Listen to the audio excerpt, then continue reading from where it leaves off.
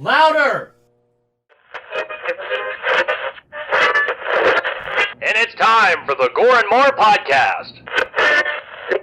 Gonna have a good time. Gonna have a good time. Yeah, we're gonna have a good time. We're going on now. A ball break, walking hand in hand in the moonlight. We'll be the sweet soul there. I swear we'll never part. We're going on now. A ball break, running in the sand, feeling alright. And what's going on, Gorehounds? Welcome to another fabulous episode of the Gore N More podcast. I'm your not so mean Fluff Master Supreme, Big Johnny D, bringing this shit show in. However, I don't bring this shit show in alone. For with me, as always, are my beloved horror homies. Started off with that Dark North. Sorry, my phone dung threw me all off. That Dark Lord of Knowledge. That Chad Duty. Jesus Christ. I told you guys I am way fucking lethargic today. I'm low. I'm lagging. The Chattahoochee, Mr. Chad Chrisman. What's up, bitches? Apologize. We also have that killing machine, that meat mountain. He's a big one. Mr. Bobby Amone. Afternoon, motherfuckers. It's been a long Monday. I don't know why that was perfect. It was like, said your name, train horn. It's like fucking like WWE announcement. Bobby just breaks into the door. Today is August 7th, 2023. And well, we're talking another zombie-esque movie today, and that would be 1984's Night of the Comets. Before we do that, we're going to talk about what the fuck we did in the past week, or at least weekend. But to do that, we need to introduce this segment. Me and the boys really don't like singing, and I don't. Yeah, so, and we don't need to do the sexy voice. You know, that's more fun when all of us are here, so we can all enjoy that. So we're going to pull out Variant Scubes. So, Variant Scuba, if you could please. Ladies and gentlemen, it is now time for your And now I want pizza. I was say we say this every time now that was a hot and fresh pizza. Fucking right, dude. Not that gay can pizza. Way better than the shit I eat.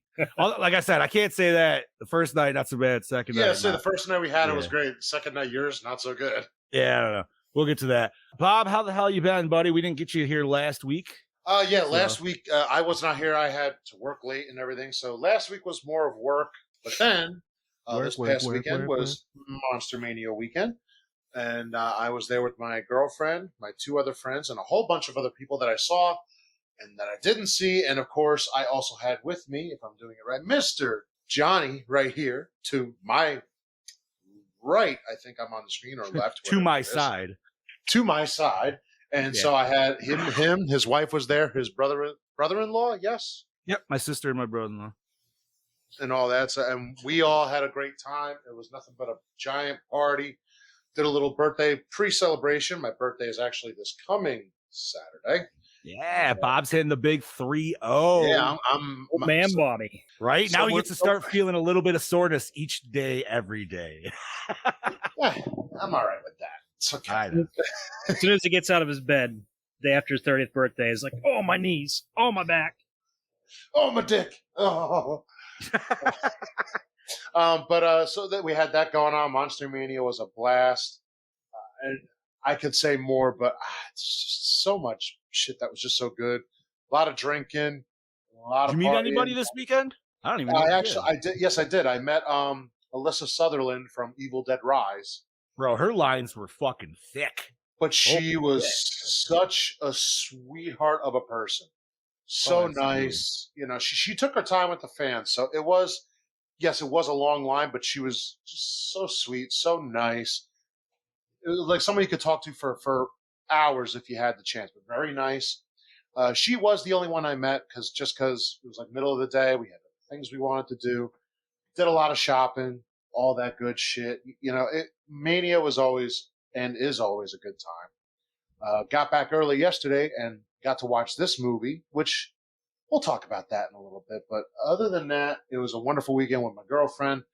friends, just the whole 9 yards, 100%. Hanging out with my one Gore N More homie. I still need the other 2 to come to a show. We can make it happen next year, please, Chad. Either a show or just a weekend. We'll see. Weekend of Show or debauchery. whichever. Yeah, we need a weekend of debauchery. We'll meet in the middle. Yeah, But right. that's enough about me.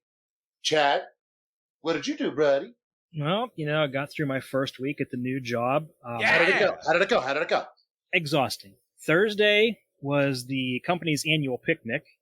So I got to go to that, only being there a couple of days, didn't really know too many I people. was gonna say, wow, what a jump on that fucking bandwagon, right? But it was really cool because it's like families invited. I'm like, okay, cool. And I told Steph, I said, families are invited, but I know you don't really have a way up right now because we only have one car. The invite's there, but I'll understand because you guys probably can't make it. So yes, so it's almost 12 o'clock on Thursday, and she gives me a call.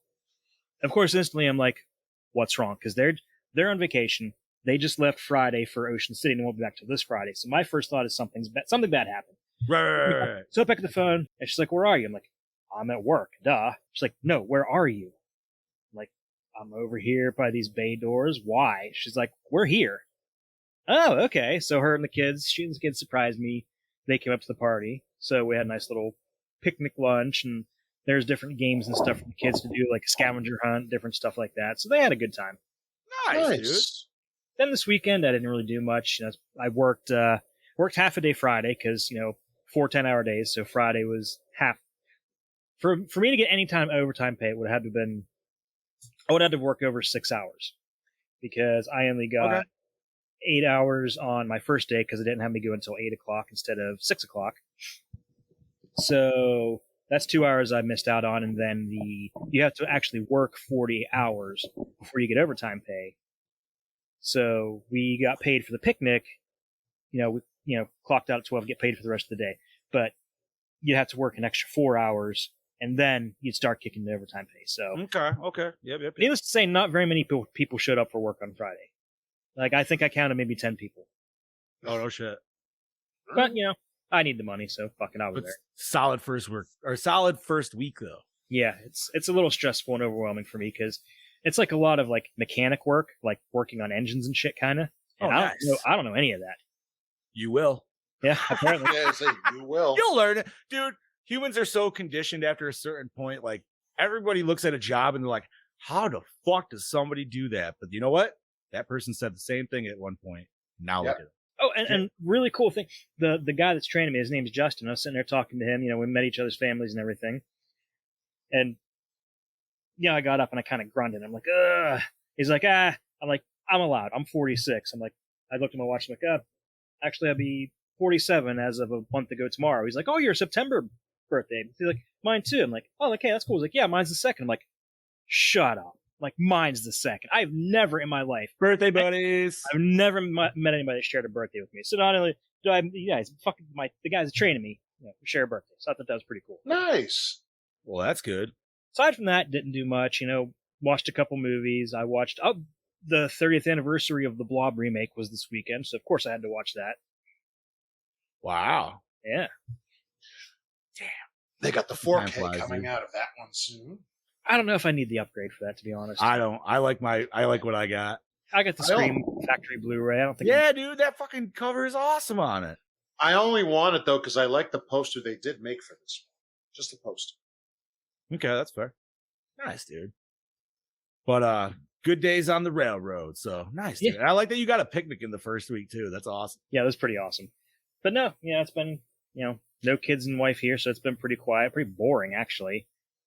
A lot of people would enjoy it, but I'm used to the chaos of my kids running around. It's too screaming. quiet. It is very much too quiet. Chad Daddy's in that existentialism part right now where he's like Squidward and the whole like where he just goes and it's just the vacant room. He's like, what? Yeah. I'm all alone.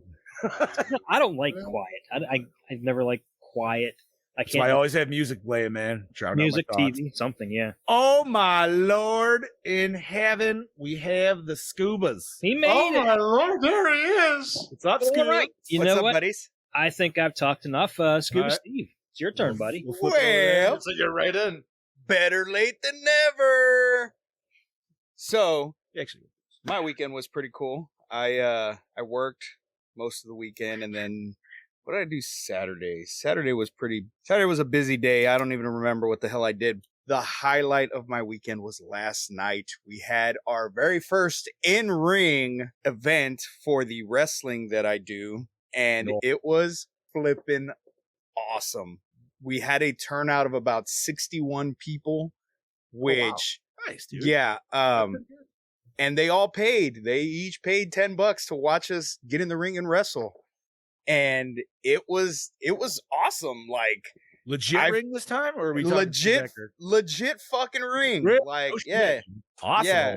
We had a legit ring. We had a legit venue that we were at, and it was fucking intense. We had a guy come out who is a professional wrestler that came and basically, gave us walkthroughs and gave us a little bit of training beforehand, just to show us how to be safe and stuff. And he's agreed to teach us the correct way to do things. So everybody's like super stoked. Like it just went over so badass, man. Like it was so fucking cool. We had 6 matches.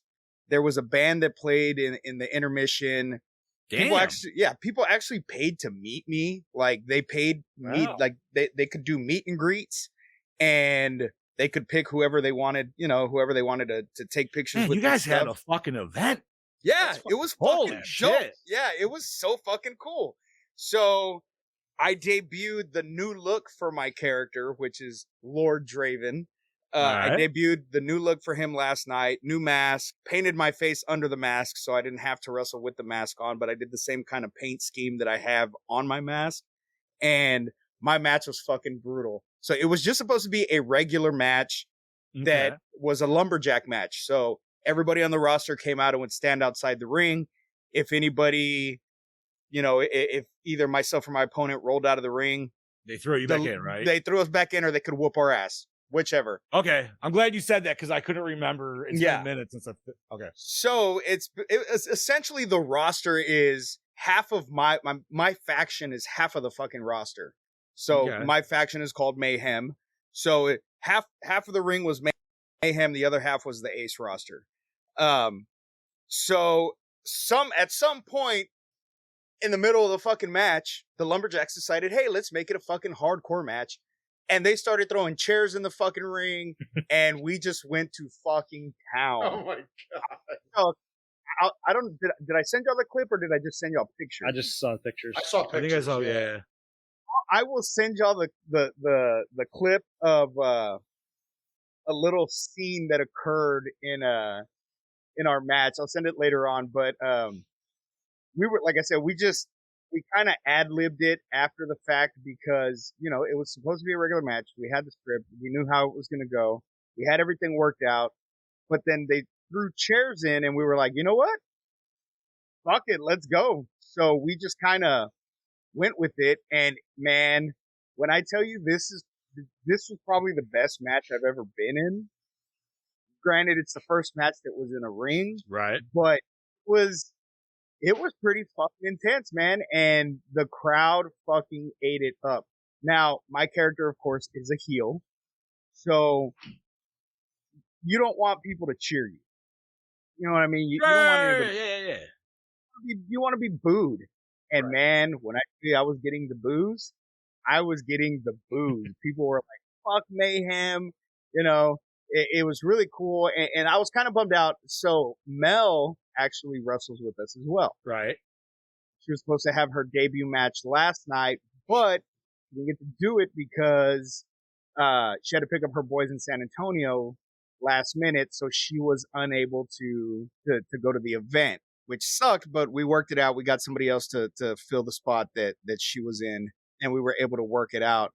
But it was surreal, man. Like just being in the ring and especially like the entrances that we did, like coming out to the entrances were fucking amazing. Like it was a good fucking time. Like I can't explain like the feeling that you get from just being in the fucking ring and doing something that you love to do, or something that you've loved watching your entire life. Right. So let me show you the clip real quick, and then I will shut the fuck up. Hold on. Let me share my screen real quick.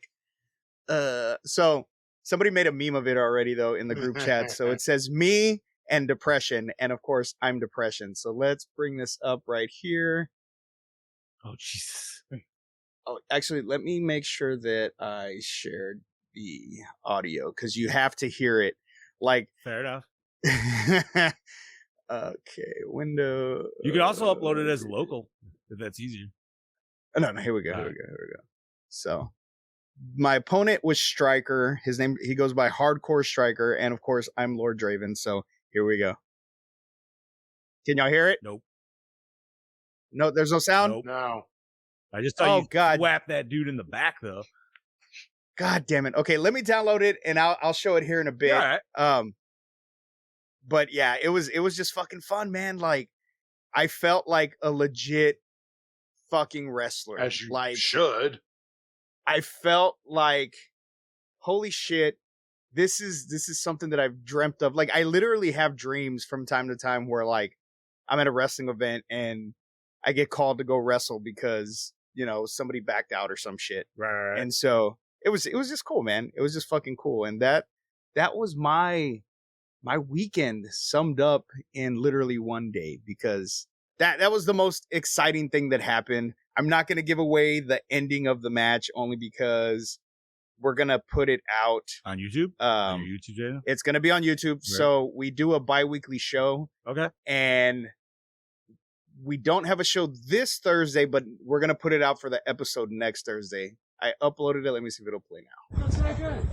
There we go. Put the lid on it, Draven.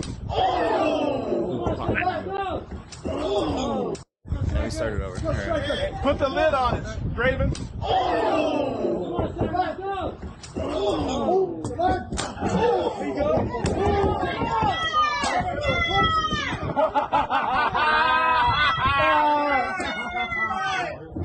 Come on, stretch his eyes! Come on! Listen to me, I'll let you champion! Come on! Nice. Ooh, I like that. So none of that was fucking planned. None of that was planned. That was just all ad-lib shit that we did. Now, of course, my character has like a supernatural aspect to him. So I totally ripped off the movie Halloween and stole the Cult of Thorn bullshit. Yeah. So my belt that I use to control everybody in my faction has the Cult of Thorn symbol on it. So I have like supernatural power. So I wasn't selling any of his hits. He would hit me, you know, like with his fists, and some things I would sell, other things I would just kind of take the hit. But that lid with the trash can, when you take a hit like that, you're supposed to put your hands up and block it with your hands. He fucking ran face first into that shit and took that. Yeah, it was great. So that's it. That's all I got. But I'm here and I'm ready. I'm ready to do this shit. Damn. By the way, I would like to point out that John is the one that did not get the memo this week. No sleeves. You know what's funny? I didn't have sleeves on. I was like, no. I feel like I rocked no sleeves last week, and it was just a beater too, so I didn't want to, you know. I had to change as soon as I got home, man. My fucking work clothes, I'm like drenched in sweat. There you go. I do have one more thing, just a bit of good news. So I went to the doctor today. I've been diabetic since I was about 25 years old. Mm-hmm. Had to do insulin, had to watch what I eat, this and that. Got on a new medication. My numbers are so good, I am no longer classified as diabetic. Nice, I have been bumped down to pre-diabetic, which still isn't, my numbers are good, but there is a chance that I will be able to reverse this bullshit. Nice. Yeah. Bro, that's awesome, man. And I am at the lowest weight that I've been since high school. I weigh 234 pounds now. Fuck yeah, bro. I wish I could see that sometime. Yeah, that's it. That's all I got. Hell yeah. What's up, Heather? How you doing? Hey, shout out. Hi, and anybody that's watching, if y'all could just do me a solid and share this shit as much as possible, I would love you. Sure. You already know I do anyways. That means you, Brody and Gene. I know you guys are out there. That's all good. I was just sharing the shit out of it. If you're always wondering when I'm looking down, that's what I'm doing. So like Bob mentioned, I was down in the Jersey Way with him and other friends, family. It was a pretty solid weekend, man. Good drive down there for the most part. Friday, honestly, compared to last year, was way more chill, which was cool. So you definitely got to like scope around. It was the only day I did cosplay, and which is sad, but I'm going to explain why. Because Saturday, first of all, I spent way too much money at the bar this weekend. Let me note that. So Saturday, so I wouldn't do that. We were going to go out and get booze and shit in the morning, right? We're like, all right, let's go out and get our beer run, everything, get it all done so we can enjoy the rest of the day. We literally get around the fucking corner in the wife's car. Now, mind you, I told you boys last week that I was getting some shit done to it and everything like that because we had to. We were going out of state, whatever. Long story short, the oil cap was not put back in the engine. And we drove all the way down to fucking Jersey, just spurting spurting oil the whole fucking way. That bitch was soaked. Yeah. So there's the plaza we were in, which was a really, really big plaza. And otherwise I would have been very excited to be there because Spirits was already open. And yeah. So there's a car place kind of there called like Four Wheel Auto. And then there was a grocery store. Well, we checked both, to which they both have oil, but they do not have the appropriate kind that we need for Jen's car. So we find the closest auto store, which is AutoZone, which is about 1.3 miles away. So we did a nice trek back and forth. Mind you, it was 95% humidity out that morning. So yeah, I took another shower by the time I got fucking back. And the whole time I'm just I'm just focused. I'm like, I'm getting back. Hopefully we can get the shit in. Cause obviously I get in, get the car going. I still got to run it back and do a diagnostics check, make sure nothing else is fucked up. You know what I mean? Yeah. And our Tyler Maine photograph shit's like inching ever so closer in timing. And I'm like, oh my God, dude, I don't want to waste my money on something else. Like, fuck. So that's why I didn't cosplay on Saturday, because I felt my fat ass sweated well too much that morning to keep going. And yeah. And then rest of the day was pretty decent up until it was dinner time. We ordered from this place called And Pizza. Whatever. It's a chain. Fuck it. But here's the problem. They don't have their own delivery drivers, so they use fucking DoorDash. Well, I'm gonna say right now, fuck DoorDash and all that shit. Yeah, $90 worth of pizza that never showed up, but supposedly was fucking delivered. That's weird. Oh, so that motherfucker made off with tip and either that food or he just gave it to somebody else because he saw the amount of people at the hotel and was like, fuck this. But yeah, so then there's another trip out that we had to go and fuck get pizza made and blah, blah, blah.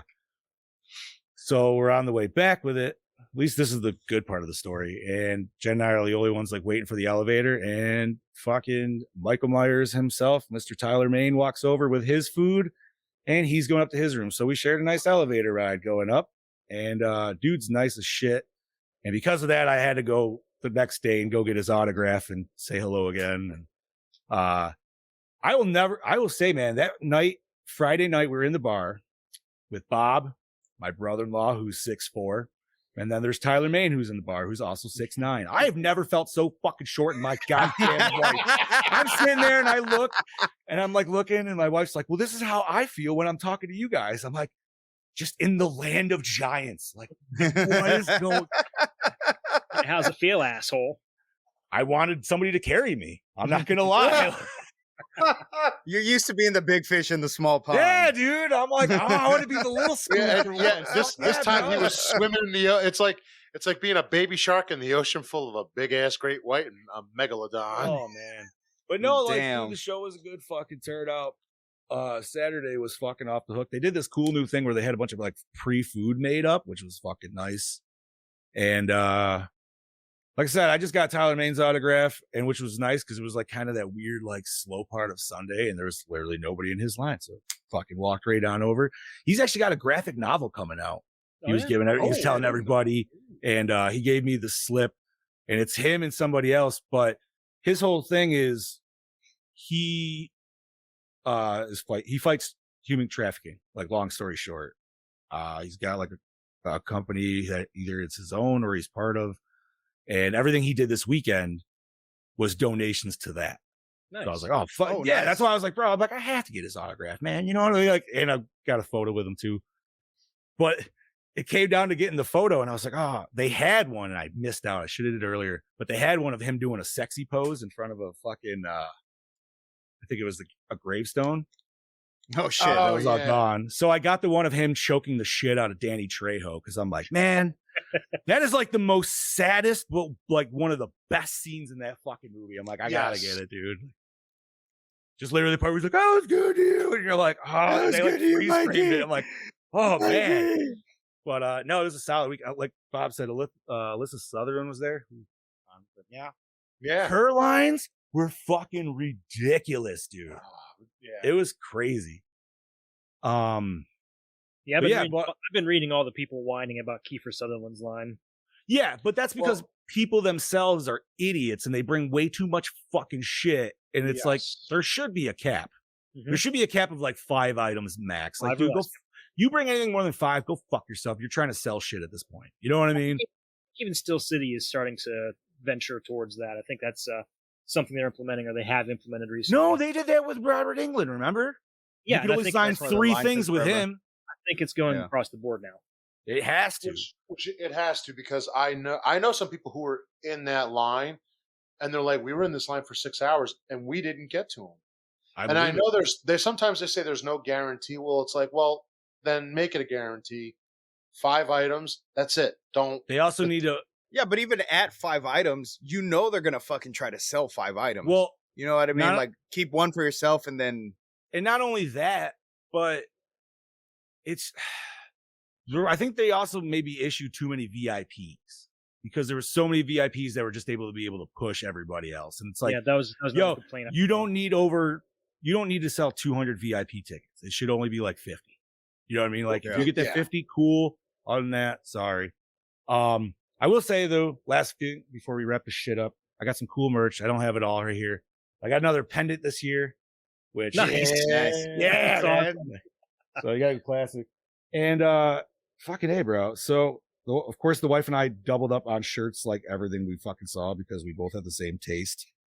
But this was an instantaneous, like, saw it and already had money. I got that. Before. I have that. Yeah. I was like, you never get Tremors, bro. Like, fucking A. Yeah, I know you. Yeah. That, and then there's another one that I'll give a shout out to, but it's Pizza Party Printing. I know Bob and I both have some shit from them, but I picked up their fucking thing shirt, dude. Yeah, I was thinking about that, but sweet. I'm like, I can wait. No, man, it was a good time. Can't wait to do it again, minus the bullshit that obviously did happen, but we didn't let it completely sway our weekend. Yeah, and then today I literally didn't do fucking dick because I just I've been tired from all the fucking weekends. But I did watch this movie, to which I'm ready to talk about now, and that would be 1984's Night of the Comet. Chad, Daddy, whose pick is this, bud? This was my pick. Bro, take it away. All right, Night of the Comet, released November 16th, 1984. It is the first comet to buzz the planet in 65 million years, and everyone seems to be celebrating its imminent arrival. Everyone, that is, except Regina Belmont and her younger sister Samantha, 2 Valley girls who care more about fashion trends than the celestial phenomenon. But upon daybreak, when the girls discover that they're the only residents of Los Angeles whom the comet hasn't vaporized or turned into a zombie, they do what all good Valley girls do. They go shopping, but when their day of mauling threatens to become a day of mauling, these gals flee with killer zombies and blood-seeking scientists in hot pursuit. Yeah. Directed by Tom Eberhardt, sole survivor, Captain Ron. Also written by Tom Eberhardt, All I Want for Christmas, Honey, I Blew Up the Kid. What? The lesser of the sequels, but it still had Rick Moranis. Produced by Andrew Lane, Valley Girl, Mortal Passions, and Wayne Crawford, Barracuda, and Valley Girl. Take it away, Bobby. Starring Catherine Mary Stewart, The Last Starfighter, Weekend at Bernie's as Reggie Belmont, Kelly Maroney, Fast Times at Ridgemont High, Chopping Mall as Samantha Sam Belmont, Robert Beltran, Star Trek Voyager, Nixon as Hector Gomez, Sharon Farrell, Lone Wolf McQuaid, Can't Buy Me Love as Doris, Mary Warnov, Terror Vision, Chopping Mall as Audrey White, Jeffrey Lewis, the Lawnmower Man, The Devil's Rejects as Dr. Carter, Peter Fox, Airport 77, Mother's Day as Dr. Wilson, John Acorn, Beverly Hills Cop, Book of Love as Oscar, Michael Bowen, Kill Bill Volume 1, Cabin Fever 2 as Larry Dupree, Devin Erickson, Baby Comes Home, The Mystic Warrior as Minder. There are a lot of fucking names in this. I was saying, this is a long ass cast. I know. I'm like, don't fuck it up. Doing good so far, Bobby. Janice. Oh no, Lissa, right? That's what I was gonna say. Is that Lissa? Yeah, Lissa, Layens, close enough. Say Yes, The Dollhouse Murders as Davenport, Janice, Kawai. There we go. Captain Planet and the Planeteers, all grown up as Sarah, and Chance Boyer, One Man Force, Arachnophobia as Ryan. Body count total. Shit, I We forgot to do write not that have down. a total. I do. The body count total was the entire Earth. fucking world. Yeah, right. The Earth. So we're just gonna go with Earth. Everyone. And Everyone on the planet. Lord Hey, Gene. Scoops. Hi, Gene. Music by David Campbell, All the Right Moves, Mind Games, cinematography by Arthur Albert, Happy Gilmore, Beverly Hills Ninjas, 2 movies I love, edited by Fred Stafford, Conan the Barbarian, Jake Speed, effects and makeup by David B. Miller, The Terminator and Watchers, distributed by Atlantic Releasing Corporation, runtime of 95 minutes, MPAA rating PG-13, budget $700,000, grossed $14.4 million. Wow. Very respectable. Wow. All right, real quick, I'm just gonna get right into it though. I was definitely a little bored watching this. Was this your first watch? No. Yes. And also agree with Bob. I was falling asleep. Not my first watch, but even the first time I saw this, I'm like, I get where they were going, but I felt like they missed something. And then I watch it now. There wasn't really a lot of action. No, there wasn't. And I'm like, this movie's missing something. What the fuck is it missing? And I'm like, I couldn't, Zombies. and I just couldn't place my finger on it for the time I was watching it. And then you say action, Yeah. and I'm like, there you go. Well, I feel as, and that's the reason I jumped on late was because I was finishing it up. I was super tired today, so I called into work, so I didn't even go to work today. But I had doctor's appointments and stuff too, so that's why I didn't go. But I tried to watch it. I fell asleep. So I didn't think I was going to be on tonight because I wasn't going to be able to finish it. But I ended up finishing it. And it was just it's a good movie. It's a good B movie. It's a classic. But it just doesn't have that oomph. Yeah. Even the climax of the movie was kind of, there really wasn't a climax. There was really no point to where any of our characters felt like they were in a real danger. Even the mall scene was just kind of like, well, they have Uzis, like, I love that gonna be everybody good. has Uzis though, man. That feels so Yeah. 80s to me. Like, So 80s, bro. So everybody had an Uzi in the 80s. fucking And right, the bro. movie, Like, Uzi you're 9 in a fucking millimeter. movie, it's just dude, even the lobby of the theater was just like, I 80s. was watching, I'm like, fuck yeah. I've been to a theater like that. I miss it. Yeah, it's very nostalgic. It has a very nostalgic feel.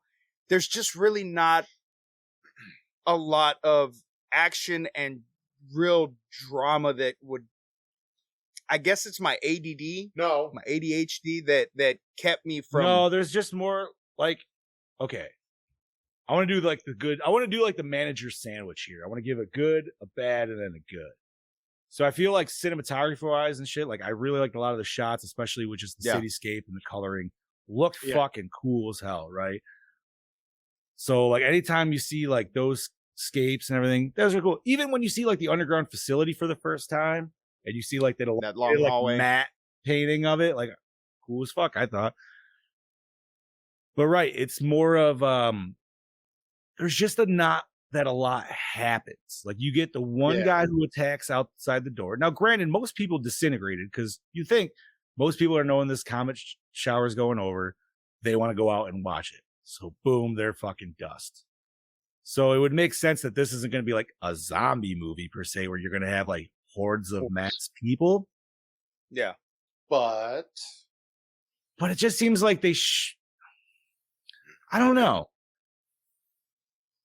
Maybe just because everything happens so fast, like they weren't in true survival mode yet. Like they were, but you know what I mean? Like they didn't really have to like scavenge for food and stuff yet. I don't know. I feel like if it had just a little bit more tension, maybe like the mall dudes needed to like dip out and then come back. Like they needed to be an extra like protagonist in it.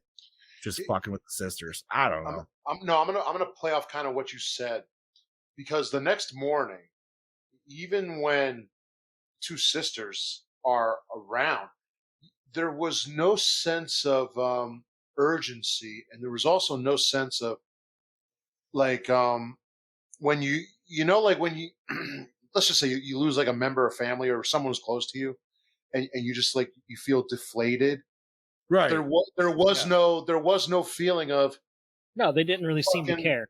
They didn't- fucking Christ. Well, like, yeah, I mean, you know, like they really didn't know what happened to their dad, and there was really no way of finding I mean, out if their dad. The older sister just died or the not. older sister just assumed he's dead. Because like that's Yeah. what when she was telling that one dude who wanted, like, I gotta go check for my family. She's like, they're dead though. He's like, yeah, but I still need to know. You know what I mean? Like it's I don't know. But you're right. Like the sister came out, she was like, oh, cool. I just exactly. But was that their mom or their stepmom? Stepmom. Because I feel that was total stepmom. Yeah, they could give a shit about her. Like, Yeah. She was a cunt. Of course she was. she was a cunt, dude. Yeah. Big time. Huge cunt. I was not expecting the punch. Like, I was like, oh, we're gonna get a No, slap she battle. and then socked her she- right in her Yeah, fucking she did. face. Holy shit. And she really did Oh, hit the her, by the 80s. way. Oh shit. Oh, Wow. It's in my notes, but I guess the actress Kelly Maroney, she just didn't feel like she was selling the slap enough. So she told her, just really hit me. No shit. all right. Well, wow. Brody, don't go sticking a stick in it. All right, leave it where it is. Don't touch it. You've seen Slither. Don't do it. Right? You've watched the Blob. Don't touch it. Make somebody else do it, man.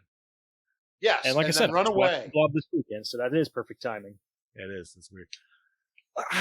I feel like because just you know what it is, we've had so many potential like Comet movies, like The Blob, Killer Clowns, other stuff, where like just so much more happens, and this is just like two girls like figuring it out. This There was no sense. What was the movie? Like- It's like mid 2000 Carriers. You guys ever watch that? No, Kind of Never gave me heard of those. Kind of gave me that same vibe. It's just apocalypse thing. Think zombies, but there actually is no zombies. It's just a disease that's literally killing fucking people off. So like once you're infected, you're pretty much fucked. And it's just a very more like them trying to figure out their next move, but like not a lot happens. But that one has a lot more character progression because there's like four people bouncing off each other. Like I feel like the sisters don't really do much with each other as far as Besides like they Sean. argue about the guy. That's about it. They're like, oh, way to take the last cute dude in the world. You know what I mean? Like, I don't know. And maybe that's just 80s bad writing by dudes. Not Well, but This I don't know. must be- Chad has it in. This is also very much, remember, they're Valley Girls. They're a true. product of their time. So I don't know if Chad has it in his notes or not, but the director or the writer reached out to school age girls that he knew Okay. and asked them how they would react. What would would they they do do if if they woke up That makes sense. and this occurred? And so he basically wrote this from their answers. Yeah, they'd go to the mall, stupid shit like that. That's what Yeah. teenage girls would do back then. So Gene says this is one of the greatest zombie alien films ever. Ah, I am gotta going to disagree, hard Gene. disagree on that one, homie. I'm I not. gotta disagree. I'm not even gonna disagree. I'm just gonna go no. I enjoyed this. I always enjoy this movie. It just has. It's one of those films that I can put on and watch, and I know what's going on, even if I just have it on as background noise. It's not the best movie. It's not action packed. There's really not a lot going on, but it's just one of those flicks. But it's like this, like with the cinematography. I love just seeing like a barren LA. Yeah, that shit and I looked love cool how as they hell, pulled dude. that off. I love how they pulled that off, and I'm sure Chad Daddy has that in his notes. I love how they pulled that off. Like it was so fucking cool. I just wish that there was just a little bit more. Something.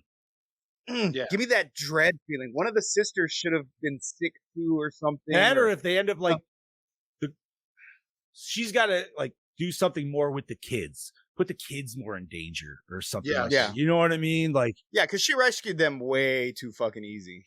granted, she's kind of trained, which is, Yeah. that explains a lot too. If they weren't trained people, they probably wouldn't be where they were. But so I don't know, man. I like the idea. I like the premise, but man, this is one where I'm going to say, like, yeah, you could easily reboot this shit. Still keep it in the 80s. So that way it makes sense with like the whole shopping montage and shit. Cause like, I don't really know what you would do with that nowadays. It would just be like, oh, my cell phones don't work. What the fuck? Like, My other issue with this movie was I don't understand what those scientists were trying to do with the blood. Like they say, we're trying to find a serum, and I'm like, well, they were, but they were. So I'm like, so what other solution are you going to do with this blood? I don't see you doing anything with you're sitting there pumping it as if you're going to do something. I think that's their main because- intent was to basically give themselves blood transfusion after blood transfusion as much as they could. Well, they were to prolong. see why they were affected and the other people weren't. Right. Which, of course, we as the audience know is because they were in the steel building and it protected them from, which kind of doesn't make sense. Yeah, to why me. would steel? Like it would be lead. Hold on. Maybe. Not just that. The scientists say, oh, well, we got infected because they kept the fans on and it got in the air ducts, whatever, and it infected them. Air conditioners. Yeah, exactly. Yeah, but The you could the steel shed, I'm pretty sure wasn't 100% sealed, or else she would have fucking sweated her ass off all fucking So night. you say air conditioner, but maybe that projection booth, 84 wise, maybe it doesn't. It might have been just a legit sealed room besides like the glass where it shoots it through. I mean, don't like, know. I still just, I don't know. Like, I felt the solution they were trying to get just, I don't know. Something just, I didn't like that. It just didn't work for me because it's like, I thought it was obvious. They were inside, everybody else was outside. You were outside, you were fucked. But one thing I do like about the whole serum aspect of it is it's kind of how it would play out in real life. They're not going to have the serum right away. No. They're not going to have the answers right away. So they don't know what the fuck they're doing. They think, oh, well, these people weren't infected. Let's just see what's in their fucking blood. Let's get as much of this as, and maybe it was 4 transfusions, But I also like the fact and- that they are becoming dumber as they go along. Oh, yeah. Dehydration. Yeah. So they just are forgetting what they're doing. They're like, how much blood are we supposed to take? 300 cc's. And the one's like, I'm pretty sure that might kill him. Nah, we're good. Nah, that'll be fine. They're brain dead. Yeah, But clearly also, not. And yes, Fucking moving their fingers and shit. yes, Taylor, I want the instant serum. That's what I want, please. This is not Resident Evil, Bobby. Yeah, but they had That's why that shit this- already made anyways. That's before it happened. So. Yeah, this is in the 80s where none of this shit was made. We're like, we don't know what we're doing here. Gene, I'm not saying it can't be one of your jams. It definitely can be. For me, man, I feel like I've watched a lot of apocalyptic potential zombie movies, and there's just, dude, like to me, like I'd rather watch Night of the Living Dead if I'm going to watch a Comet movie that's going to give me zombies. Yeah. Like any day of the week. We've said a lot, and Chad's been very I know. I'm waiting for Chad to just come back in. Come on, Chad Daddy. I disagree. I love this movie. No, that's fine. That's what we were hoping for. And I think that the problems that you guys have are just kind of what adds to the charm of it being a B movie. Yeah. There is no explanation. We don't need one to further the story along. I don't need an explanation. I just need something to happen. That too. But it's because there's so few people left. It's, what are these people going to do when they have all this extra free time on their hands? There's nobody around to tell them, no, you can't do that. They're probably going to go shopping and get whatever the hell they want. No, I get it, man.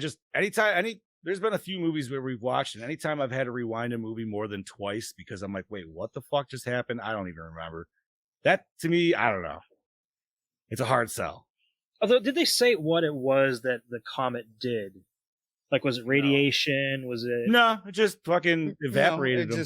Yeah, because I don't understand what it could hot. have been. That could have just got sucked into the ventilation into an underground lab.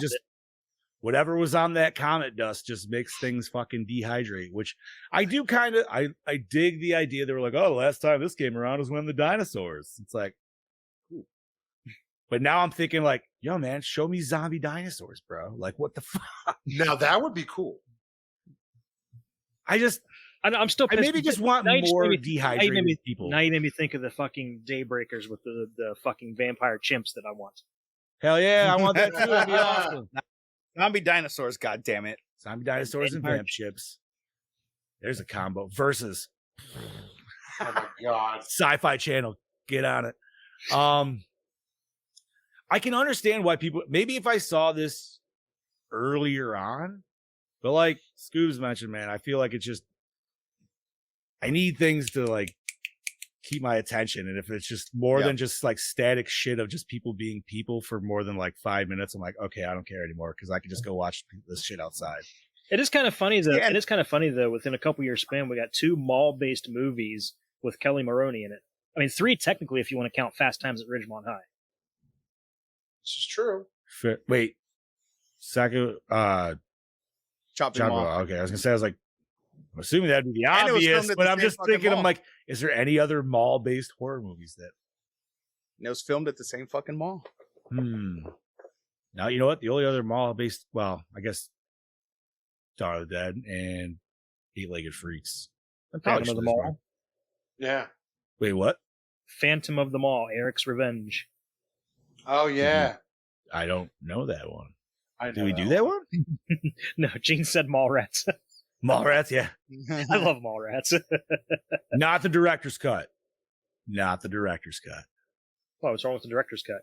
It's way too fucking long, bro.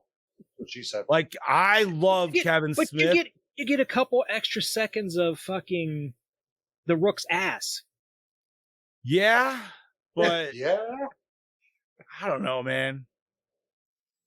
So, you know what? Usually you know what? That's a hot take because usually I'm like, no, director's cut's always better.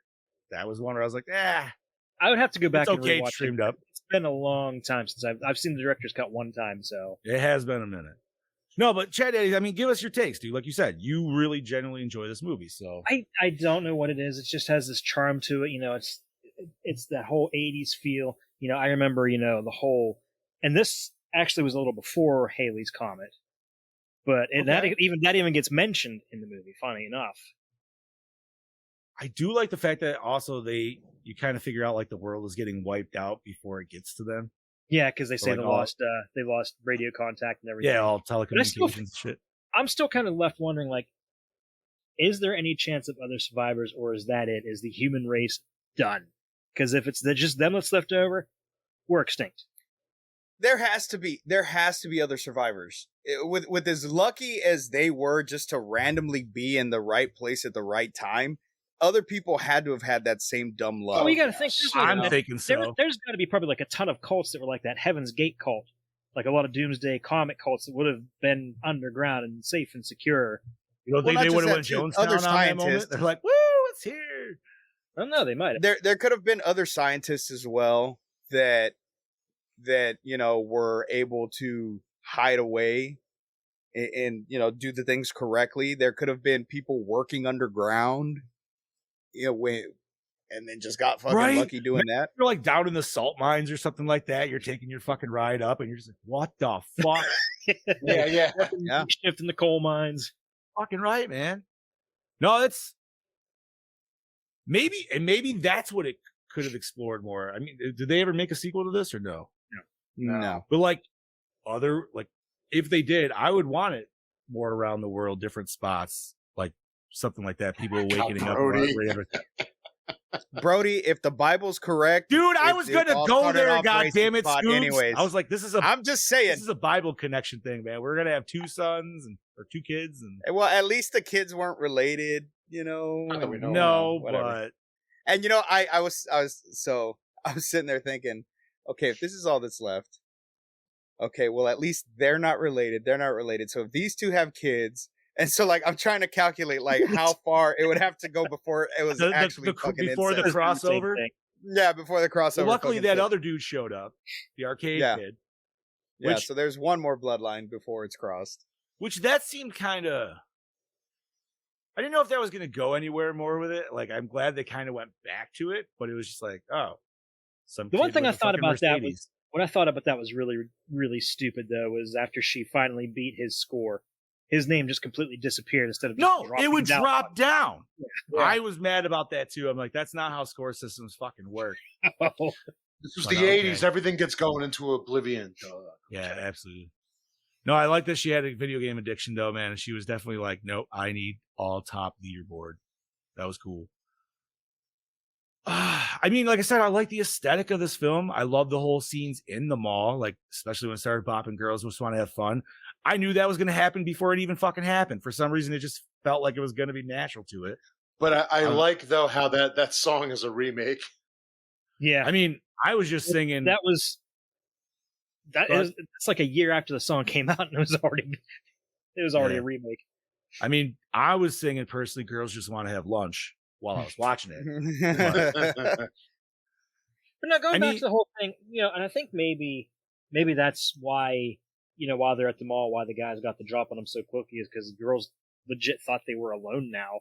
They hadn't really run into anybody else aside from Chakotay. Right. So, I don't know. I mean, you guys, I don't know what else to say, really. No, 80s mall would be a fun place to chill out, dude. Shut up, Joe. Fucking apocalyptic area. Basic Bible B basic. Okay. Yeah, I don't know, man. I just, like I said, I love the empty city looks. Anytime you see that's a character in itself. It's just the empty city. Definitely. And did you catch the God damn it. The poster on the door when the guy that she banged at the beginning gets pulled out by the zombie? I saw Lon Chaney on one. It says Red Dust. It's a movie called Red Dust. Oh. Yeah, it's for a movie called Red Dust, and they turned into Red Dust. I feel like we should have got a couple more of those, like those people though, like the super dehydrated people. Yeah, I feel like like I said, there would have been homeless people that shacked up random places. There should have been a little bit more of these dehydrates. That's what we'll call them. Yeah. Throughout the city, and I feel like that would have caused a little bit more. Right. Of where's all the cooks that were in the walking coolers at those moments in time? You know what I mean? Exactly. Yeah. What we should have got? Homeless zombies versus chuds. Oh, fuck yeah, bro! That'd be awesome. Oh yeah, that would. They're super dehydrated, so they start eating the chuds. Oh, bloody disgusting! If you're listening, get this word out. Yeah, it's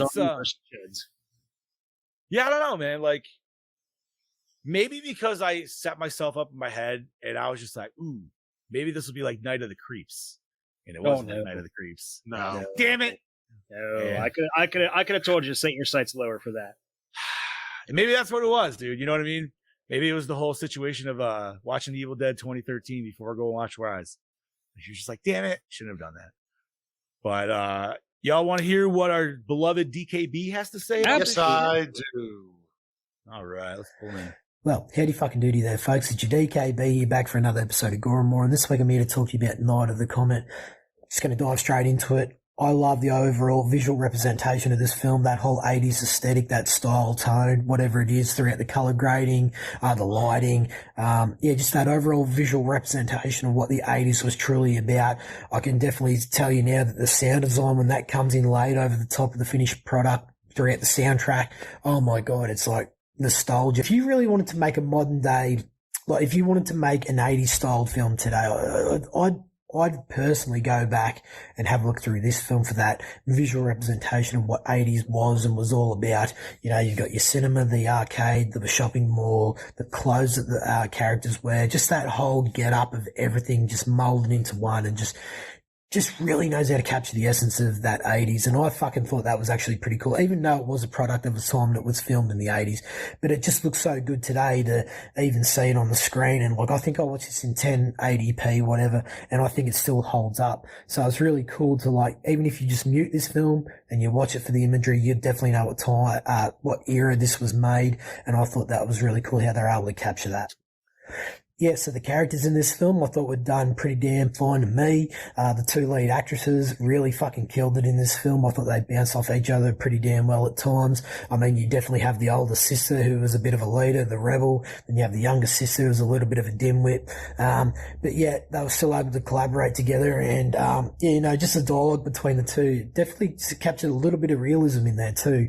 How they were able to sort of bounce back and forth between siblings. And I thought that was done well. I kind of felt I was a little bit bummed that we didn't get any more zombies. I mean, we sort of got to know what they were in this world now, a bit of a cannibalistic, but they were sort of switched on at the same time. They knew what they were doing to an extent. So I kind of wish that we had got a little bit more of them, but for what we got, it was still pretty damn cool. Then you have these bloodthirsty punks that pretty much take over a shopping mall. The leader of those punks was fucking awesome. He's probably my favourite character in this film, and I only wish we had got a little bit more of. He kind of felt to me like the Joker from the DC comics, maybe because of the visual representation of his face, how it's sort of stretched out a little bit long to that extent, with the beak nose and the longer chin type thing. I don't know, he just sort of had this bit of charisma about him, these characteristics of the Joker, and he was a little bit over the top with his performance, but it was just every time he was on screen I was like, oh my god, I really wanted to see a little bit more of him. And then we have the government. They sort of come in and sort of take over. So yeah, you have a little bit of zombies in the first quarter of the film. The middle, it's these punks, and then the last fucking part of the film, scientists that sort of come in. They're just fucking idiots. Let's just say that, they think they know everything. They know fuck all.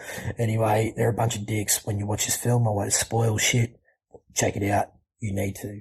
So probably the biggest thing I have a problem with this film is for the fact that we don't actually start getting like proper violence or action or anything until like the last 40 minutes of the film. I actually had a fucking look. It took like 50 minutes for this film to actually get into something like pretty damn fucking good. I'm not saying that the first 50 minutes was shit by means. I just felt like we'd already set up the premise in the first 10 to 15 minutes, and yet we somewhat linger on these two siblings for like another 20, 30 minutes, whatever it is, and then the good shit starts happening. So I really didn't need that. Cut the majority of that shit out. I don't give a fuck even if it cuts 20 minutes out of the film and we have an hour-length film. It would have been better for me personally, just would have captured my attention a little bit more, because realistically, I was dozing off throughout the first half of this film. And I'm not saying this film's shit by any means, and I totally understand the direction they were heading in now after watching it, but when I first tried to watch it a couple of years ago,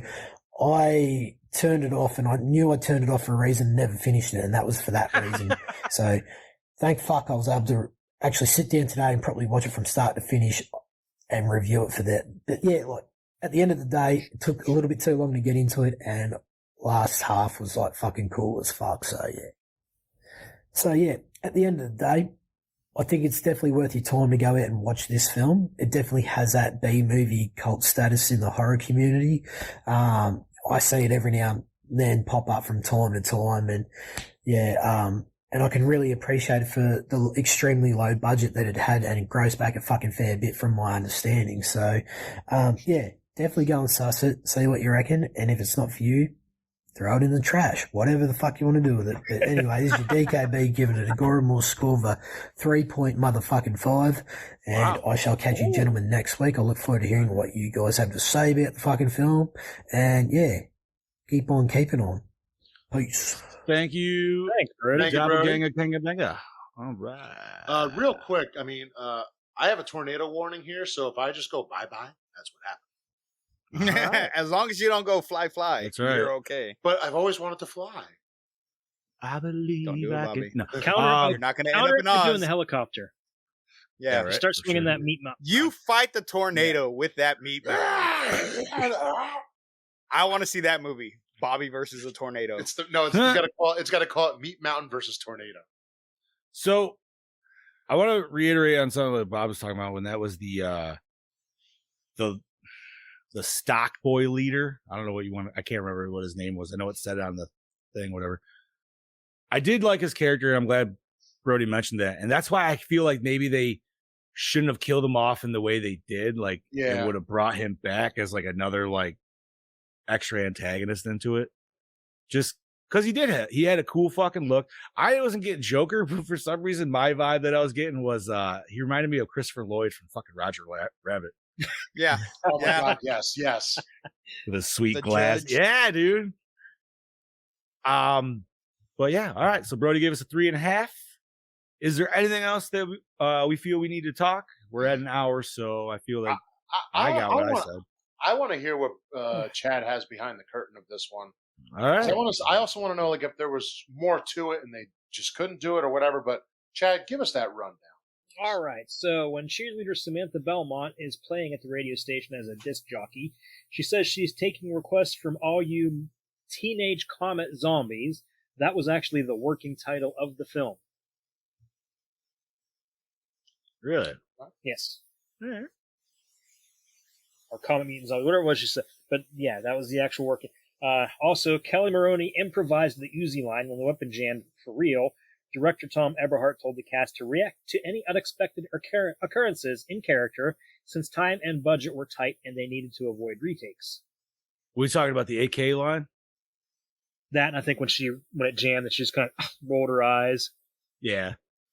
But that was a common occurrence, though, wasn't it? I feel like I remember that back in the day. Where, like, AKs can get fucking, like, mud in them and shit. They're like, all right, we're still fucking good. Yeah, let's go. Fucking A, bro. I got something. The two police officers who were seen riding motorcycles in Samantha's Nightmare were actually location cops who worked on the movie, stopping traffic so filming can be done.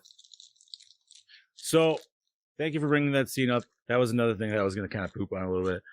That's two zombie scenes that were both fucking dreams. They weren't even real. Yeah. That pissed me off. And like, that was the best. And that was the best zombie makeup of the whole movie. It was like, what the Mhm, yeah. fuck, dude? I mean, granted, thank you, one dream scene. We got her to get down to her skivvies, and we're like, all right, my interest is piqued. It was like the nightmare scene in American Werewolf in London. Yes. Give me some recollection here. I'm fucking brain farted. When David has the nightmare where the Nazi zombie things. Oh yeah. Okay, yeah. As soon as you said that, I was like, yep, Nazi werewolf zombies. Hell yeah. All right, what else we got, buddy? So this is what Scoob's talking to. The scenes of an empty Los Angeles were filmed in the morning on normal business days. The shots of the barren city were done quickly while the traffic was held up at stoplights. You're good, Scoob. Wow, that's actually, yeah. Oh, okay. I like that, actually. I don't know why. I like that fact. Yeah, right there, Scoobs. He was just laughing because I muted him because he was eating his chips. Don't need crunching over what you're telling him. Right? Remember when Bob used to get yelled at by Boss Man all the time back in the day? Every episode, he was sitting there eating. I would be like eating Skittles or some fucking shit. Dude. I got hungry. That's all right. It happens. All right, continue. Continue. Chance Boyer, who plays the little boy survivor Brian, is the real-life son of actress Sharon Farrell, who played Doris the Cunt in the film. Doris the Cunt. I threw that part in there. This is Doris. She was a cunt. She was, dude. Oh my God, yes, 100% was. I mean, I'm not gonna say I don't kind of disagree with her little shtick on the chain of command thing, but she was still a bitch. Yeah. Like, you know what I mean? Like, she's still a bitch. Let's change it. Might be a chain of command, but if it's a stepmom, sorry, here's a little chink in your chain here, honey. Ooh. Go bad or good. What else we got, buddy? Let's see. The movie theater featured in the beginning of the movie is the historic El Rey Theater at 5515 Wilshire Boulevard in Los Angeles, California. Nice. Is Also, that the theater we get? What was the movie where like everybody was going to see shit and like everybody was dressed up, but it was just like generic stuff? Oh, popcorn. Was that what it was? Yeah. Was that at El Rey as well? No, they filmed that in Jamaica. Oh wow, way off. Okay, never mind.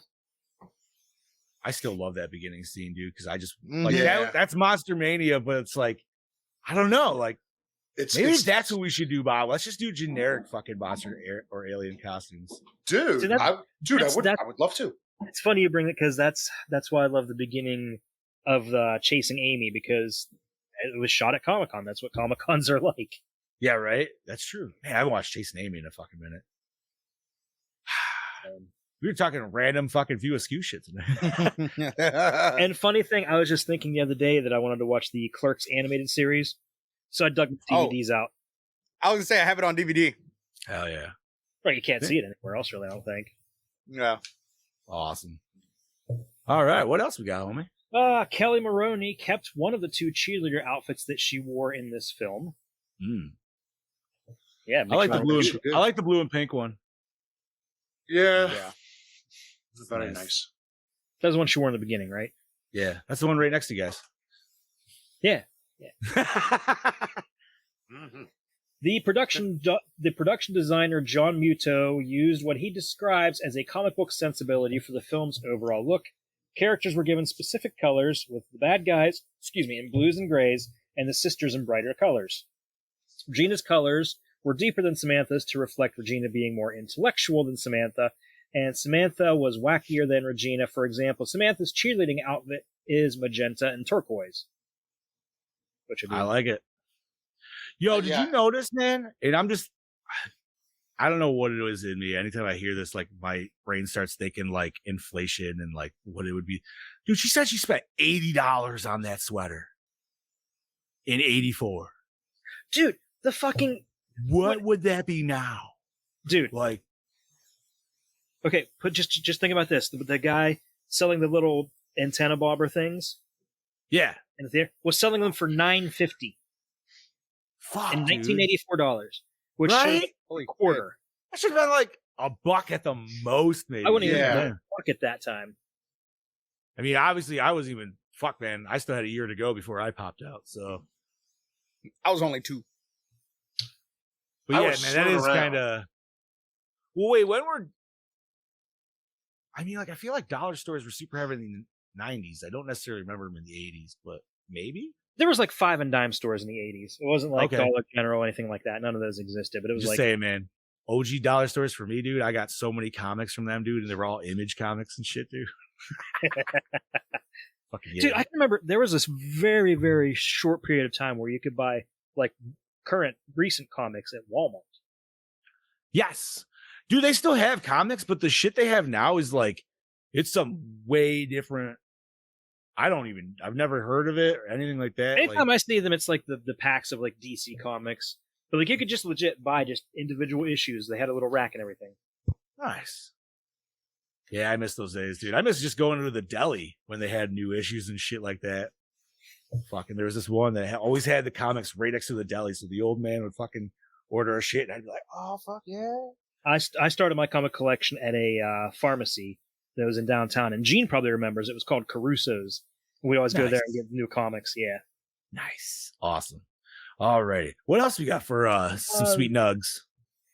Let's see. Catherine Mary Stewart did almost all of her own stunts except for riding the motorcycle through Los Angeles. The long shots of her on the motorcycle are a stunt woman, while the close-ups are Stewart done. It was done by putting the motorcycle on top of a flatbed truck. Oh, seems easy enough. Fair enough. That's common. They do that in a lot of movies. Yep. Nice. When Samantha is arguing with her stepmother Doris in the beginning, actress Sharon Farrell actually slapped Kelly Maroney for real. Maroney felt like she wasn't getting the right reaction to Farrell's fake slaps to her and asked Farrell to slap her for real in order to get an authentic response. She also didn't want to waste too many more takes and wanted to wrap up the scene due to the low budget. What other movie did that? I mean, I'm sure that's happened in many movies. No, that's not the one. I'm thinking more of a comedy, and it's kind of recent. This Is the End. You ever seen that? Oh my God, yes. Yeah. When Michael Cera gets fucking slapped by Rihanna, like that. Rihanna. Oh yeah, that's what it was. Yeah. Because he was like, "Hey, can I touch your butt?" She's like, "Only if I can actually slap you." She fucking she hit him hard in that shit. I'll bet it was worth it. I'll bet it was worth it. Oh yeah, totally fucking worth it. If Michael Cera was like, "Yo, can I touch your ass, but you can hit me?" Be like, Fucking A, bro. He's getting that powder like slap shit when those two. Oh my I meant God. to be honest. like- Whatever. I What's like how John flipped it the other Yeah, I like how John flipped it because I was talking about. Yeah, I was agreeing Oh. with touching No, Rihanna's I ass. just want to yeah. slap the shit Michael out of Cera fucking, touching my I ass. want to slap the shit out of Michael Cera just because I hate him so much, dude. Like, Dude, that's Just Scott like- Pilgrim. What did he do to you? listen, I love Scott Pilgrim, but it's just like, do something different. Act a Okay, he different made- way. He's got a point You're there. the He's same got a fucking point there. character in every goddamn movie. I love how you flipped it on its head there. That, Here, you can slap my ass, but I'm gonna slap the Right? shit out of you, boy. Wild oh, card. God. All right, what else you got, Chad? Okay, I've already talked about that. Let's see. As Regina emerges from the movie theater the morning after the Comet, a poster for Death Race 2000 can be seen on the on the theater door, and Mary Warrenoff appears in both films. Nice. Nice. I've never watched a Death Race movie. Me neither. Like either. I don't know. What was it? Wasn't it Jason Statham that like redid? I was just that? gonna say he was in one of them, the more recent ones. Probably the He first redid it, first yeah. one I thought, right? And then I think. I know the motherfucker that played Liu Kang was in them. That was like the only reason I was thinking about watching it. But I was like, ah. But all right. Anyway, Okay, let's see. Where was I? So Mary Warrenoff initially had doubted the film would have any longevity, saying in 1986 that it's not a cult movie at all, it's a fad movie. She wanted to explain that the film will date very quickly because it's about Valley girls shopping at the mall and the bomb. It's not ahead of its time and it's not behind its time. It's just a combination of in elements. And that's another thing is that, you know, it's kind of an allegory to, you know, the fear of nuclear war back then too. That's crazy because I didn't, for some reason, that just didn't even resonate with me until you just said that. But yes, I could totally see that. Absolutely. Yeah, Especially given the time. growing up in the Cold War was kind of a scary thing. You've been through a lot, Chad Daddy. You've been through a lot of. I'm Generation X. You know, we're badasses. We're prepared for anything. Just say, like, at this point in time, if you think about all the shit you fucking been through, how many world-changing fucking events do we have to deal with? Right? God damn it. Just stop for 5 years, please. Just everybody just. Okay. Continuing on, Joss Whedon has cited this film as a big influence for her original film script of Buffy the Vampire Slayer. What? oh, okay, that's interesting. Cheerleader. You say the film version of Buffy? Well, yeah, because Oh, I guess the Valley Girl, yeah. See, that was the thing. Like, I never got the Valley Girl vibe so much in the series. No, it was really highly toned down. Yeah. Like, even think- in the very first episode where she was still discovering, like, I can't believe I even fucking remember that, but she still wasn't super like Valley Girl. Not like how she was in the movie where it was just a cheerleader, like, yeah, fuck off. Well, the series is a sequel to the movie and not a remake, so that's Was it? yeah, because at the start of the series, Charlotte knew she was the Slayer. Oh, They but talked I about didn't her think she movie. had- I didn't think she had any training with what's his name, because I thought Giles was just ultimately her, right? Giles, is that what his name? Giles. Sorry. Giles, yeah. No, she had a different watch or whatever they were called. I can't remember the dude's she name did. from the movie. Okay, I didn't know. Okay, so I thought it was just kind of more of like a retcon, like we're gonna start from scratch again. But And I think a little bit of both, but it was more sequel reboot. you know, I remember Don't the mind first me, I'm time I watching. saw that. No, the first time I saw that, dude, they aired the movie and then they aired the first episode, and I was so pissed that they didn't use the same actress. I was a kid though, so I didn't really understand the concept of, like, you know what I mean, like that kind of transferring over. Obviously, nowadays we get that shit, but Oh yeah. Don't mind me. I'm watching my skies literally turn dark. sweet. Bobby, goddammit. It's not multicolor, right? Are we gonna see Bobby just turn into red dust? No, it's not multicolor. It's just turning dark. Like we got like God damn it, we Bobby. got a storm It's a twister. coming. Hey, speaking what you think that a lot of people would have still lived because there was still a lot of lead-based paint on houses back then. Yeah. I think a lot Yeah. of people, there would be a lot more people. Unless, like, somehow the dehydrated people just started really, like, murdering them. But we really only got one kind of zombie moment where somebody was eating somebody else. This is true. But he was still functioning too. You know what I mean? Like he was talking and shit. That's why I don't consider that a zombie. Well, but then you could argue Return of the Living Dead. Yeah. Yeah, you got a point there. Said more brains. What? Said more paramedics. Continuing on, Robert Beltran initially turned down the role of Hector Gomez because he did not want to play Hector as a typical Cholo type. Fair. Oh, that's what Gene was talking about earlier. I'm like, I was disconnected on that. Gotta go back on. He said something about Cowboy Curtis or whatever. Yeah. It's like, oh no shit. Cowboy Uncle Hector. That's right. Oh my God, that was great for him. What else you got, buddy? Okay, let's see. Like many horror films in the 70s and 80s, this film has several critiques of consumer culture contained within the plot and the dialogue. Perhaps the best example is when the think tank is looking for Regina and Samantha while pondering on where the girls might be. One member of the think tank says that the shopping mall and the arcade area are an absolute monument to consumerism. Boy, ain't that the fucking truth. Not wrong. Nowadays, the mall looks like this movie did. Right? Yeah. Yeah, so like where would people go nowadays? Be like, well, the Walmarts. Target, Walmart. Sorry. Scoops is just like, God damn it. I hate that that's right. Although I'd go to my mall because Bass Pro's there. And Bass Pro has a lot of weapons. Our mall is still pretty busy here. I'd say mine actually is too, now that I think about it. Not here. Yeah, no, we have guns in our mall. So that's why I'm like, you know what? I would go to our mall.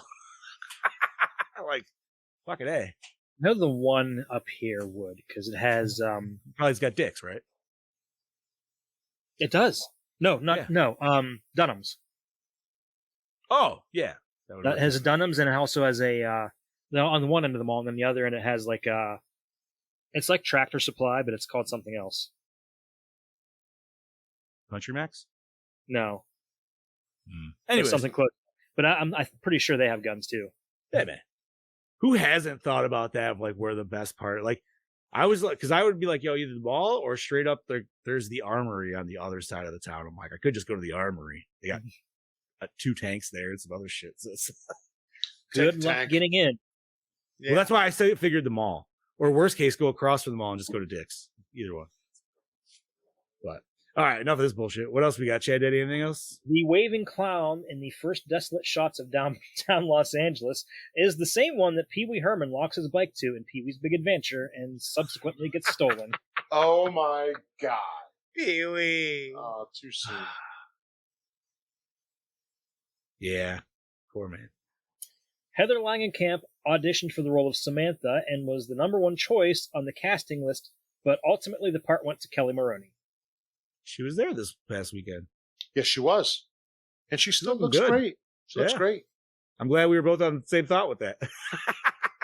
Well, funny thing is, last November when they did the Monster Mania in Maryland? in Oaks. Oh, okay. I ended up in a photo op with her and Robert Englund because my one buddy Mike had like 3 people, and he says, "Do you want to be the 4th?" So like the girls were all like, they were all like kind of near Freddie, and Heather Langenkamp's like, "Someone come down here with me," and I came over. She's like, "Hi." She's like looked up. She's like, "Hi." I'm like, "Hi." You should have put her on your shoulder.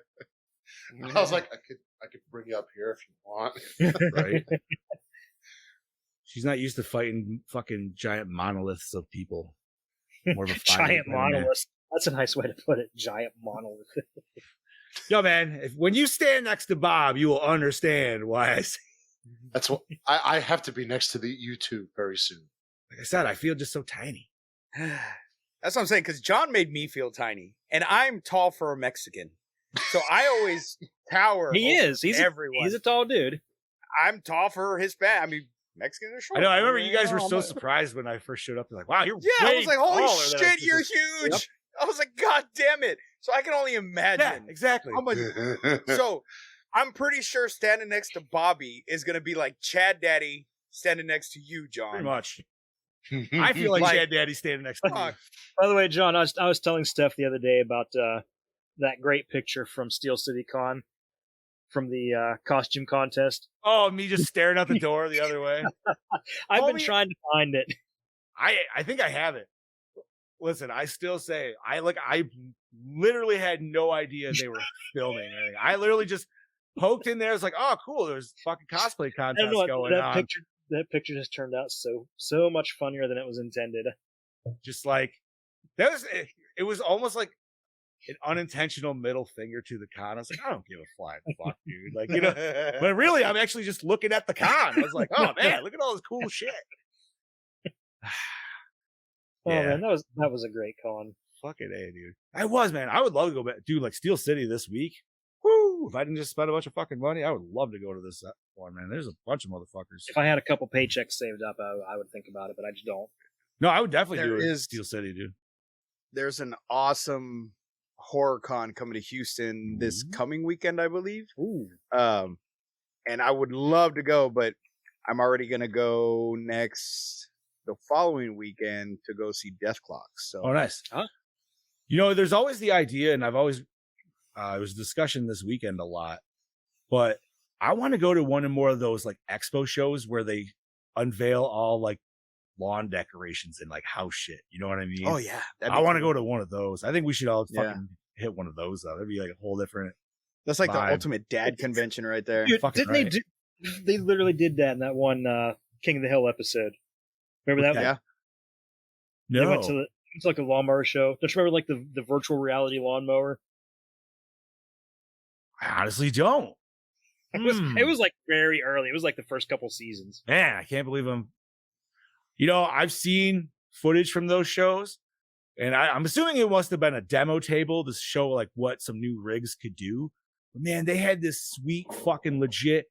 Everything was miniaturized, and it was an RC tractor with this new fucking plow and grate system. And they were doing this, and I was like, bro, if they were and there's literally like 30 dads and grandpas all sitting there just watching it. I'm like, you know what? You pick up to them with our nerdy shit. We're like, hey, we're doing this. They would give you shit all day long, but it's like, you're sitting there watching an RC car. How many of them were wearing these black and red shorts? Wait. You need like these blue and white shorts? Oh my God. No, and they were all wearing tight blue jeans and tucked in shirts, actually. I got a pair of white and red shorts just like them over there in the drawer. No, these dads were all fucking like all like tractor central tractor dads. I might have to go to this horror festival after all this weekend because Tom Atkins is going to be there. Oh, you got to go. Tom Atkins. Please, you can get a picture. You're like, yo, you want a picture? Be like, you. But can I get it over your ass, please? And weird that we were just talking about the original Buffy. Christy Swanson's going to be there also. Oh no shit! I think it's called the Houston. It's called the Houston Horror Film Festival. Oh, they're having the Halloween 45th anniversary cast reunion. Nick Castle, Will Sandin, Sandy Johnson, PJ Souls, Nancy Loomis, John Michael Graham, and Nancy Stevens will be there. Nice. There's a whole shitload of people. They got people from Terrifier, Silent Night, Deadly Night, Scream, different Screams, different ones. Yo, are we gonna have a review shitload Terrifier too? Because I just after rewatching the other day, I think we could throw that on this year though. Bro, after watching that, I would love to have, because I feel like there's gonna be some deep discussion in that movie. Not so much about the movie, but just the ideas of what the fuck's going on and where's it gonna go. But this is a weird choice. Sean Patrick Flannery from Boondock Saints is gonna be there. Everybody's horror movies. Late too, homie. Him. What the fuck you talking about? Wait. Well, I know, but wait, no. Sean Wait, is that the other one? That's the other brother, right? Yeah, that's the other brother. Norman Reedus. Yeah, you're thinking Norman Reedus. Look at his IMDb. He's probably done a horror movie. Weird. There's always one usually early in the career. The only thing I can remember him from, aside from Boondock Saints, is fucking Young Indiana Jones Chronicles. Oh yeah, he was in that. You know what? I'm sad, and it was a missed opportunity because like Sunday I realized, what's his name? Fucking from Lost Boys was there. Kiefer Sutherland. No, Bill and Ted. Alex Winter. Alex Winter. Oh, and I totally was like, we should have came in freaked cosplays. Like nobody had them. I would have just had the sock with the eyeballs. Honestly, I would have just sent super simple and just fucking had. He would have loved that. right? Like there was a little picture on his banner of it. You could barely see it unless you were right over there. But Didn't he direct that? did he? He might have. I mean, I know he directs. Yeah, he's directed a ton of shit. And the other thing was, for some reason, they didn't have a freaked photo op, which they should have, because Randy Quaid was there. And I'm like, well, bro, like that's the two mains.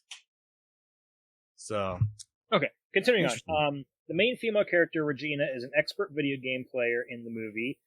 Stewart starred in another film the same year as this one, The Last Starfighter, in which the main protagonist also is an expert video game player. Never watched it, but I've always seen it. It's a good movie. Cover and stuff. Yeah. Really, really one of the first CGI movies. Interesting. All right. Okay, during the crowd scenes at the beginning, there is a very brief shot of LL Cool J on a microphone. What? Oh. It's like 2 seconds. Blink and you'll miss it. I guess Watch so. Watch the opening credits again and you'll see it. All right. It's showing the people all lined up in New York City or something for the Comet. Interesting. Okay.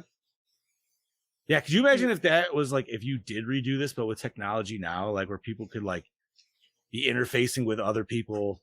You know what I mean? Like people would be live streaming this shit, obviously, as it happens. Oh, yeah. So like, would you notice like that disc, like that shit fucking up right away? Or would you not even be able to live stream before it happens because it's interfering? Like, I don't know. She is in the other room with her. Oh, man, you are on check right now. Yo, wow. Sounds like, oh, shit. You get back to work. Go back to I was work. checking it out for anybody that's wondering what the fantastic. fuck we were talking about. Where's the Jeez. I can't do nothing, man. First, she didn't let me buy the goddamn animatronic at fucking Spirit Store today. What was the animatronic? Oh. Which one? The fucking Killer Clown one, the new one. Oh, I thought you were that gonna. thing looks so I was hoping you were cool. gonna go with the Martian, dude. I think the Martian's. I didn't see it. I did see the Leatherface. I did see the Leatherface. It looked kind of. Eh. I'm gonna block you from the fucking feed right now. Mama is Add not to happy. block list.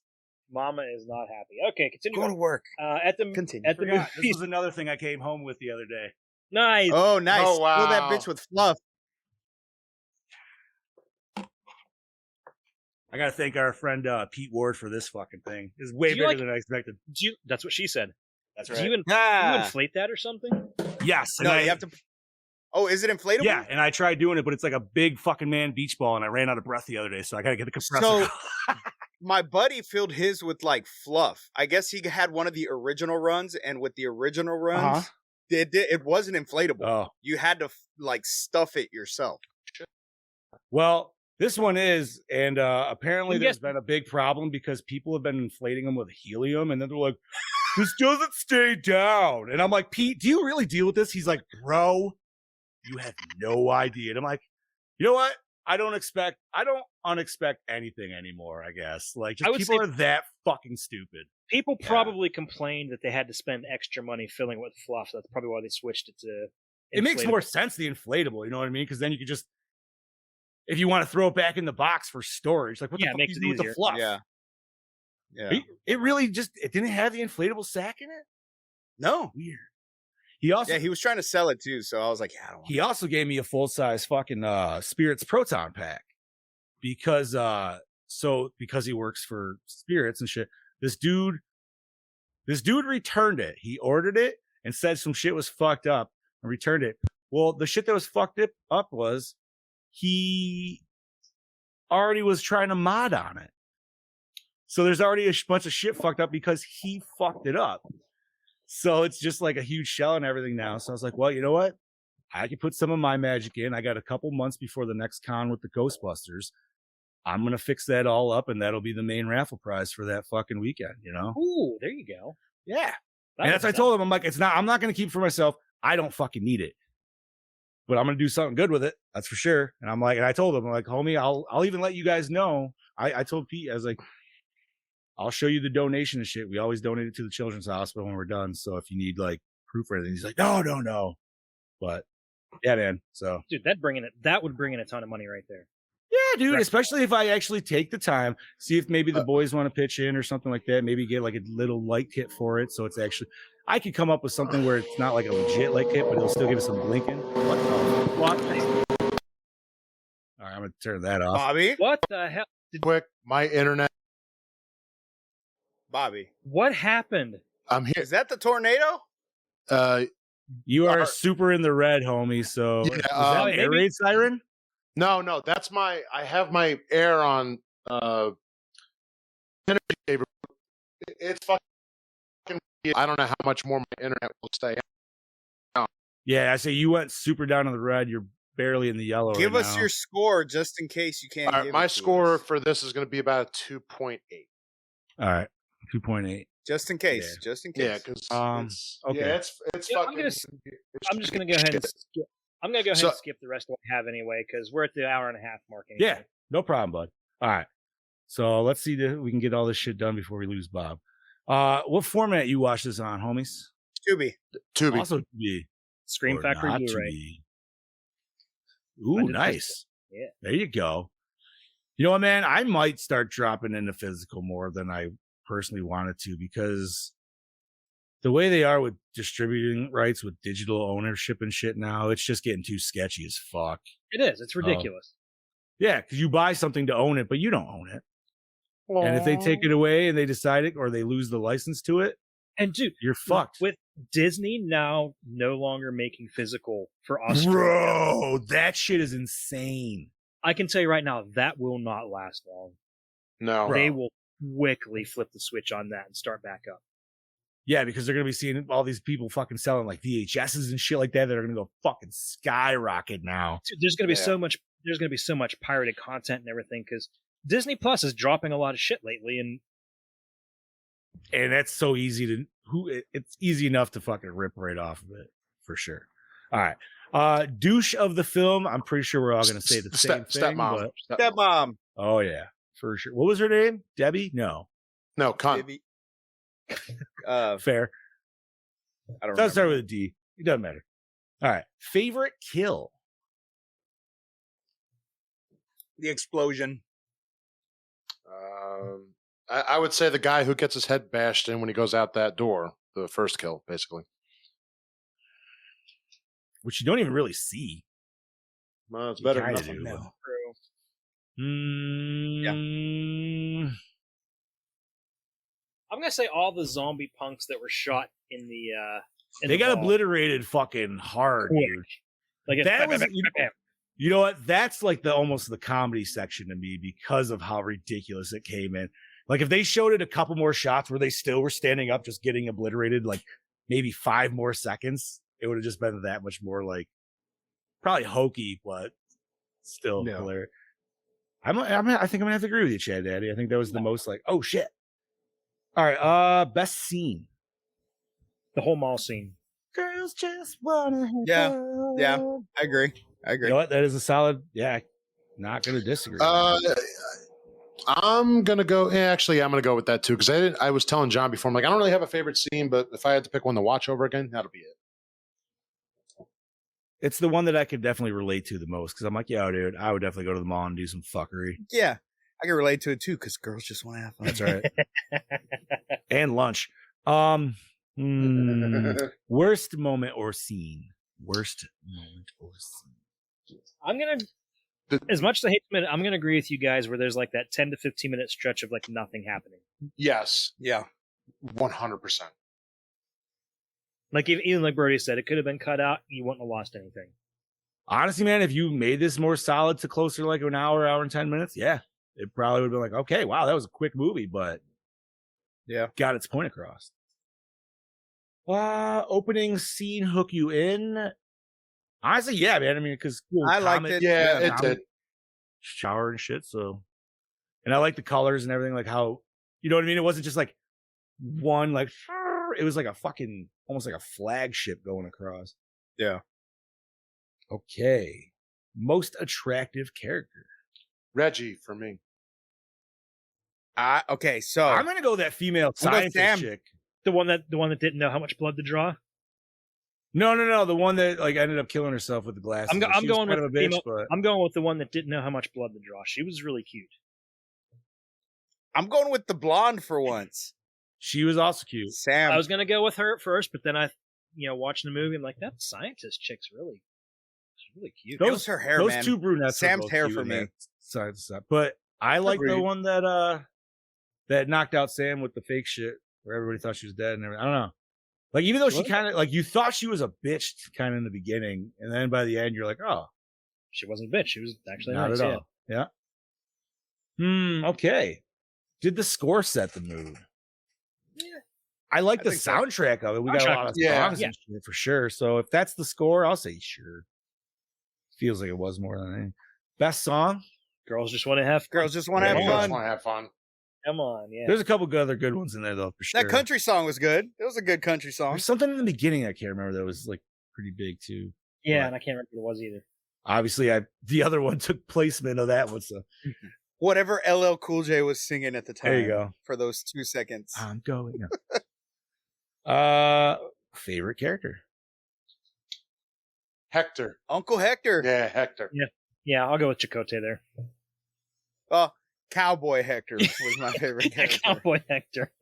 I also do like the other guy that comes in just because he comes back dressed as Santa Claus. Yeah. I was hoping we would get more Santa Claus shit. I'm gonna go Uncle Hector though. He was just the super random good one. Scary. Yay, nay.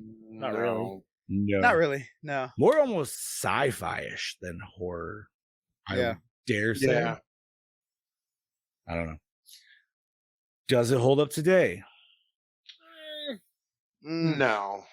Maybe if you took out a few of those minutes, Chad and Brody mentioned, it'd be a little better. But I think if it once also again, had a little though, bit more action, yes. I think if we rebooted it, I'd still almost maybe want it to be stuck in the 80s. Yeah. I don't But you could leave it in the do 80s. more. Yeah, and you can just dial it up a little bit. Yeah, absolutely. But I just think like having that mall aesthetic and doing all that would be nice to revisit, you know? Yeah. I would like to see, like, if you redid this, like, make the zombies almost more like, kind of like the Mummy in Monster Squad, and then you just see them, like, crumbling away. That'd be kind of Yeah, cool. that would be okay. That would be cool. Where they get like extremely dehydrated and they just crumble, turn into the dust after all, anyways. So would you have them trying to like just drink people's blood almost vampiric for just like liquid? Or would you still have them just trying to, you know what I mean? Like I said, we only have the one guy eating them. So, I don't know. I don't know how I'd tackle that. because that's what I would think. I was like, it feels like they would want to drink them the most. So, Yeah. Fucking Brody. God damn it. post-apocalyptic inbreeding family requel. Ugh. So, wrong turn. Yeah. Yeah, wrong Oh, all right. How is the acting? For a B movie, it was. Yeah. I think it was good. For the main Honestly, character. I think the acting was sister. I think the sister was better than the main chick. Honestly, And the lead punk zombie in the mall. That guy was hilarious. yeah, he was pretty good too. Cause I don't give a fuck. That was possibly the best goddamn line. Righty, where we at, boys? Cinematography. You know what? Cinematography was This Yeah, was- no, I liked it. It was 100%. great. It was Fantastic. like all the desolate shots of the city were just so well done. Yeah, man. Cause it was like, it was gorgeous, but it was also just like, oh, that's eerie as fuck. Yeah. Exactly. That's what it would be. Okay. Oh, Bob's back up in the green. Did we get him back here? All right. Yeah. it's And he Oh, dropped and it straight went to back red. to red. What the fuck? just keep going. Just keep going. No, you're good. You're good. You were in solid green for a second. All right. So did we like the premise? You know what? Yeah. I did like Yeah. the premise of this one. Maybe not the execution, but the premise. Yes. Definitely. Need a little I bit agree more with that. something. Or maybe like, I mean, I understand they were losing their competence, but maybe like the military people be a little bit more. I feel like there need to be more sketchy people somewhere to help like give a little bit more just fuckery to this movie. Yes. Yeah. Agreed. You could go zombies, but if you're trying to go like, you know, there's really not that many people left, like maybe 1% of people. Okay. And was the climax satisfying? What climax? The climax was the escape from the facility, I would say, right? I mean, that was a fast 15 minutes. Like I said, what climax? That was too fast. That's what. Because what happens? Like they get into the Jeep and they were like, "I smell gas." He's like, Yeah. I don't care. Yeah, right. I did. That guy was in the Devil Rejects guy. What the hell else was he in that we watched? It was a vampire movie, wasn't it? Salem's Lot. Salem's Lot? Yeah, that's right. Okay. Alrighty, boys. Recycle, rewind, remake, or reboot? Reboot. I'm going to rewind. I'll rewind it. Maybe remake it, but definitely rewind I'm going to remake it, but just add some more shit into it. Because I don't feel like rebooting. Like I like the story and everything. It's solid, but like Steve said, execution. All right. So we're going to rate the shit. We got a 3.5 from Brody, a 2.8 from Bob. Scubas. I'm going to give it a solid 3. 3. Chad Daddy. I'm with the DKB at 3.5. 3.5. And I think I'm going to give it a 2.5. So that would equal 3. 2.06 for 1984's Night of the Comet. That's fair. That's fair. Chad Daddy, I think I know what we're doing next week, but what are we doing next week, buddy? We are wrapping up our unplanned zombie fest. We're going to take a little boat ride to Manhattan.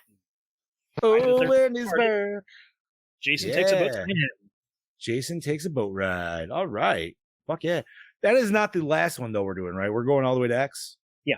Is that the plan? All right. That's Cool. the plan. So we got 2 I was more. gonna be sad. I'm like, is this gonna be our last one? Ooh. Okay. We got good. a couple more. Got a couple more months. We're ending on a high note. That's true. Thank God, actually. Mm-hmm. That's fair. Although, you know what, even if you had to throw in the reboot at the end, that would I was thinking that's a pretty I was solid high thinking, note. I was thinking I understand why Freddy versus Jason, just because that's an after, like, you know, that's a one-off or whatever. Yeah, we need to do Freddy before we even get into that. So I think we'll do Nightmare on Elm Street next year and then throw on Versus. There you go. Okay. That would be a good idea. that'll work. Yes. Fuck yeah. I like it. Oh yeah. Alrighty, so part 8 next week. Fuck yeah. Jason gets muddy and icky and sweaty all the time. Somehow manages to stay that way the whole time.